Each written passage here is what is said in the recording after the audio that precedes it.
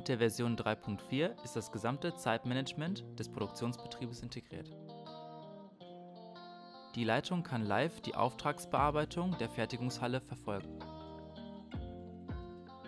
Links von dem Tagesstrich wird die Ist-Zeit eingezeichnet. Rechts von dem Tagesstrich werden die Arbeitsgänge verschoben und verschieben die darauffolgenden geplanten Arbeiten.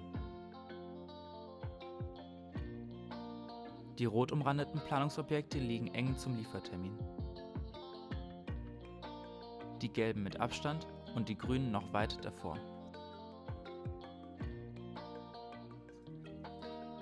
Sie können die Priorisierung individuell verändern.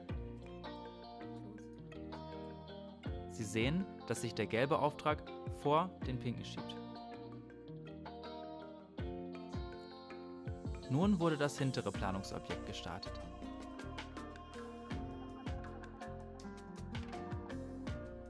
Dieses zieht sich automatisch nach vorne zum Tagesstrich.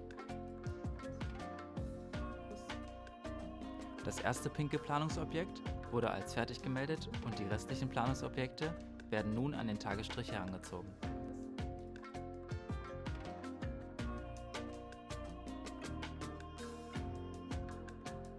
Wenn ein neuer Auftrag erstellt wird, wird er je nach Priorisierung eingeplant.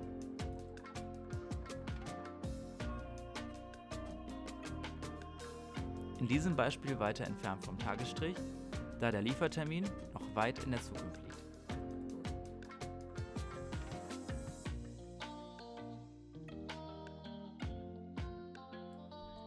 Wenn ein Auftrag auf der Zeiterfassung gestartet wird, wird dieser auch automatisch auf der Plantafel gestartet. Das gleiche gilt hierbei auch bei Stoppen der Arbeitsaufträge.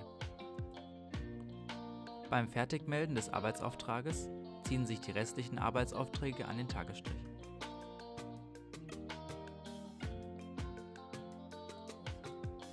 Der Auftrag wird an den Tagesstrich herangezogen.